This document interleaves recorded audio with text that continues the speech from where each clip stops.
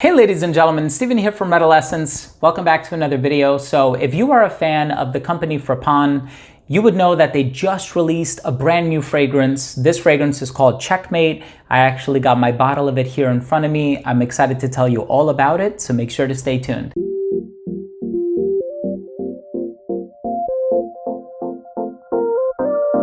Now, before I begin my fragrance review of Checkmate by Frapin, the brand new fragrance released just this year in 2021, I do want to mention that if you are a fan of fragrance-related content, if you like fragrance reviews here on YouTube, but also top 10 videos, giveaways, unboxings, and more, please do consider supporting this channel by subscribing to it. All you got to do is click on that red button down below.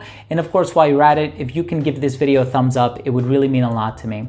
So here is a brand that I have known now since like 2011, 2012. I own many of their offerings, including Nevermore, If, 1270, Luminis, The Orchid Man, so on and so forth. I have many of their fragrances, and I actually even did an interview with the creative director, David Farsard. I'm gonna leave a card to that up here if you are interested in checking it out. What he had to say in that interview was very insightful, and you'll learn a lot about the brand, his role as a creative director, the inspiration behind many of their fragrances, so on and so forth. It's a bit of a longer video, but if you like that sort of behind the scenes look when it comes to fragrances, I definitely recommend that you check it out.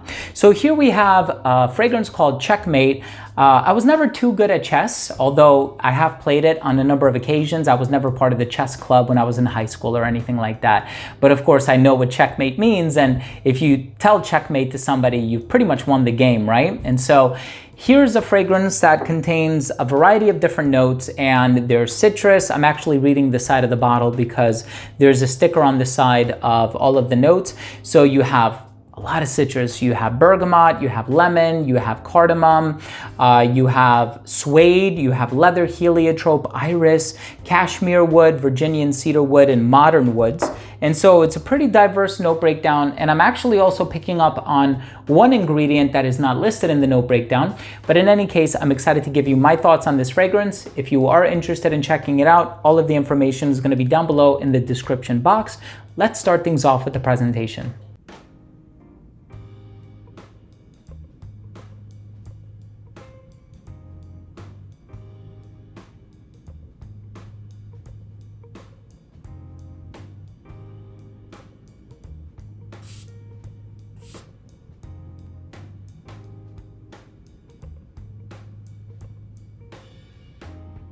So this fragrance opens up quite dark.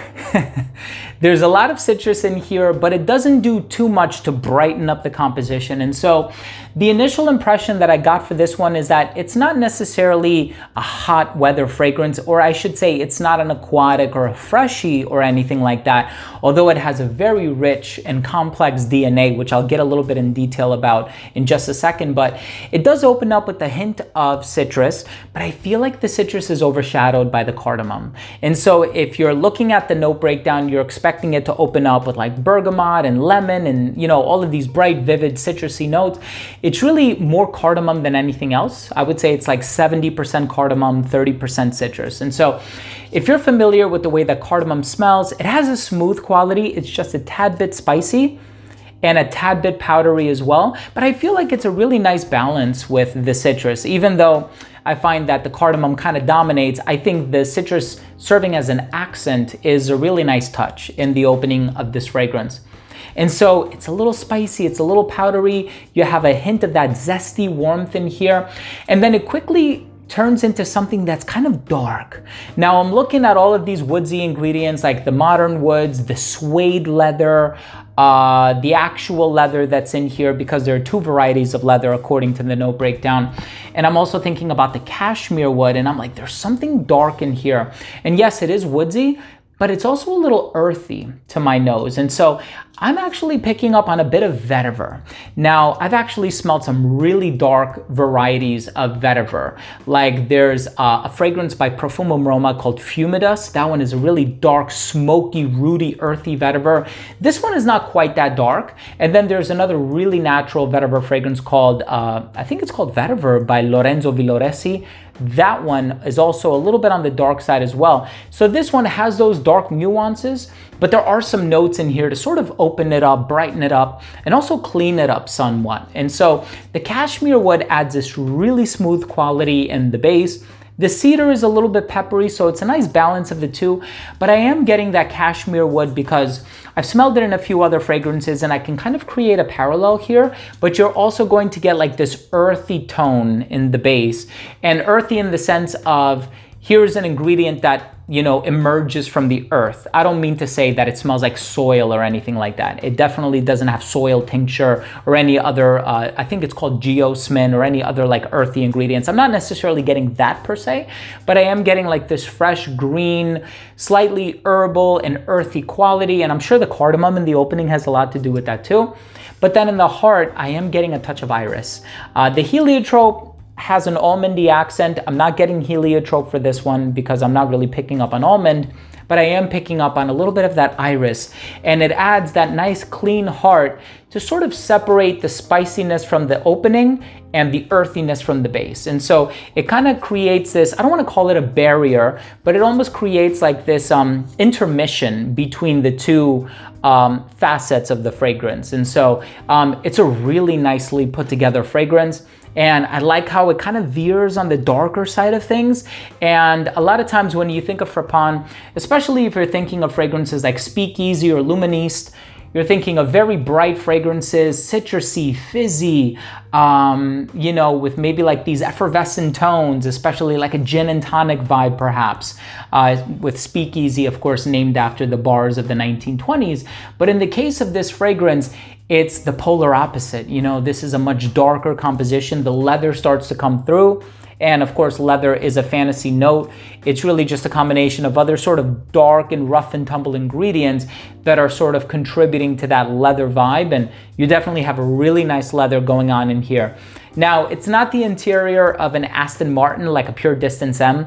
And it's also not a smooth, you know, leather bag or something like that. But it's almost like a leather jacket. I think that's the best way for me to describe it. It almost has like this bad boy, sort of a brooding, slightly gothic quality about it, but there are enough elements in here to keep it warm and zesty, like the citrus and the cardamom. The cardamom adds like a really nice classy tone in the opening of the fragrance. So it's a really complex note breakdown. I'm actually really enjoying this one. I like the direction that Frapin is going in. Don't get me wrong, I love 1270. I love Luministe. I love the Orchid Man and how fruity it comes across, but there is something about this one that I think really makes it stand apart from other offerings in the Frapin catalog, and I think that this is an awesome release. So again, all of the information is going to be down below if you are interested in checking out this fragrance, or if my description of any aspect of this fragrance really appealed to you. I would definitely encourage you to try to